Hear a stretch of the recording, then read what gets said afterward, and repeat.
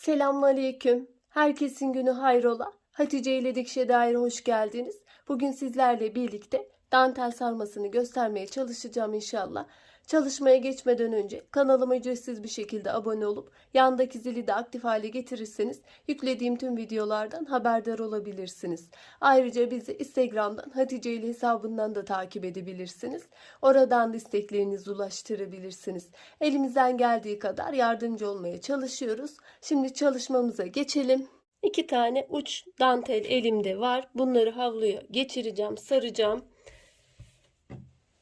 Yerleştirme işlemiyle başlayalım. Havlumuza ve dantelimize göre değişiyor yerleştirme şekillerimiz. Burada şuradan şerit kısmı takip edeceğim. Öncelikle dantelimizin düzüne ve ters kısmına bakıyoruz. Düz kısmı üstte kalacak şekilde yerleştiriyoruz.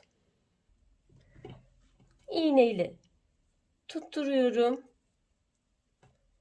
Ben normalde hiçbir dantelde teyel almıyorum. Rahatlıkla bu şekilde sarılabilir.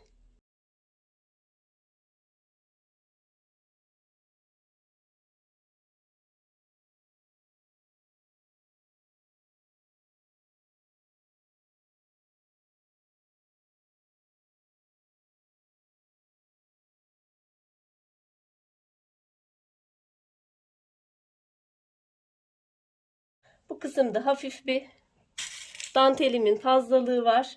Bunu sarma yaparken yedireceğim. Bu şekilde yedirerek de iğneliyorum.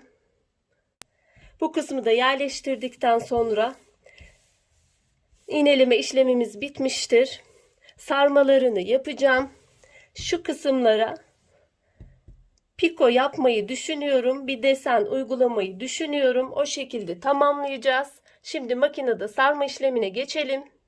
Makinede danteli sarmak için düz dikiş ayarını kullanmıyoruz.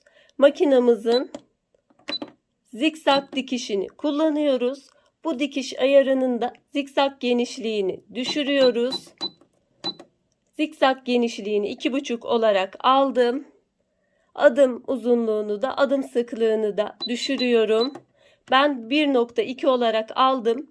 Fakat zikzak genişliğini 2, şu şekilde, adım sıklığını da 1 de alabilirsiniz. 2'ye 1 de yapabilirsiniz. Ben genellikle bu ayarı bu makinede kullanıyorum. Ve şöyle size daha iyi anlaşılması için de şu şekilde yaptım. Bu şekilde ayarınızı ayarlayabilirsiniz. Bir tık daha sık olmasını isterseniz biraz önce 2'ye 1 verdiğim ayarı da kullanabilirsiniz. Ayrıca sarmak için ucu kırılmış bir tığ kullanıyorum. Böyle bir tığınız yoksa büyük bir iğne yardımıyla da dikebilirsiniz. Ayrıca şöyle nakış iplikleri var. Bunlarla sarma, dantel sarmasını yapıyoruz. Eğer bunlar elinizde yoksa dikiş ipi de kullanabilirsiniz. Ekranı kapattım. Işıktan dolayı yansıma yapıyor. İğne takılı tuşunuz da varsa bunu işlem yaparken basılı tutun. Bunun nedeni de ben herhangi bir ayak kaldırdığım zaman sabit bırakmasıdır. İğnenin aynı yerde olması. Tığımın, kullanmamın avantajı da dantelimi istediğim hizaya, çizgiye tığla getirebiliyorum. Fazlalık kısmını da bunun yardımıyla da yedirebilirim. Diğer uç kısımda onu da yapacağım. Orada bir kısım fazlalık vardı.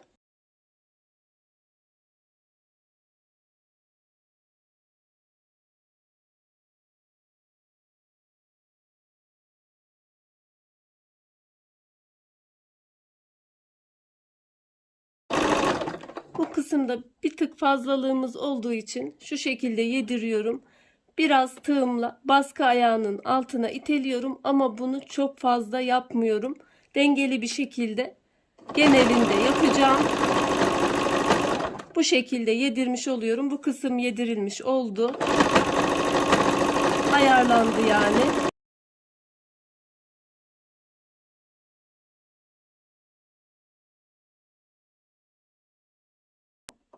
Fazlalık kısmı genele yaymıştım. Bir bölüme yaymadım. Kokturmaması için. Benzer videolar bu ara çekiyorum ama hepsinde farklı ipuçları da oluyor. Mesela bu videonun bu avantajı oldu.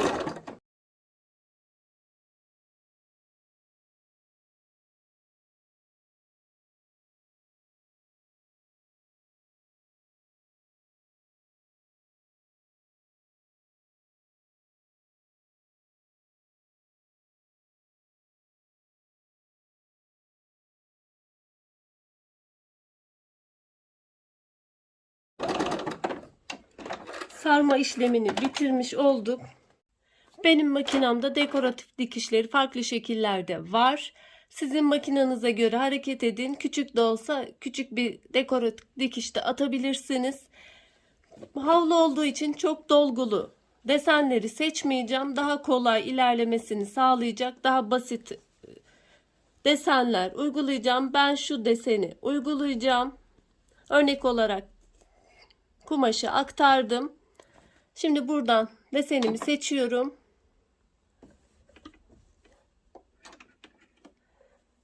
Piko yaparken masuradan gelen alt ipliği beyaz olarak ayarlıyoruz. Üst ipliği piko iplikleri var. Polyester piko iplikleri. Onları da kullanabilirsiniz. Elinizde yoksa dikiş ipiyle de bu küçük çalışmalarda yapabilirsiniz.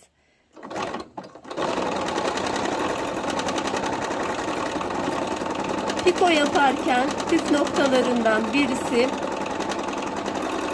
kumaşı ne çok çektireceğiz ne de kendi haline bırakacağız.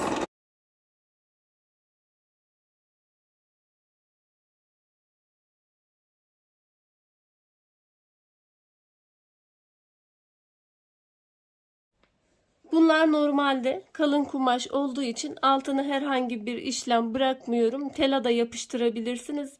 Ben genellikle kağıt parçaları kullanıyorum. Ekonomik olarak da zorlamıyor.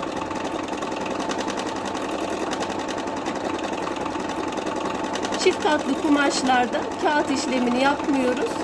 İnce kumaşlarda piko zorlar ve güzel durmaz. O yüzden altını daha sert durmasını sağlamak için o aparatları kullanıyoruz. Bu şekilde ben bitiriyorum çünkü piko ağır işliyor. Çalışmamızı bitirmiş olduk. Dantel sarmamızı yaptık. Sonra dekoratif dikiş şu şerit kısımlarına uyguladık. Umarım faydalı bir çalışma olmuştur. Yapmak isteyen, denemek isteyen arkadaşlara kolaylıklar diliyorum. Allah'a emanet olun. Hoşça kalın. Sağlıcakla kalın.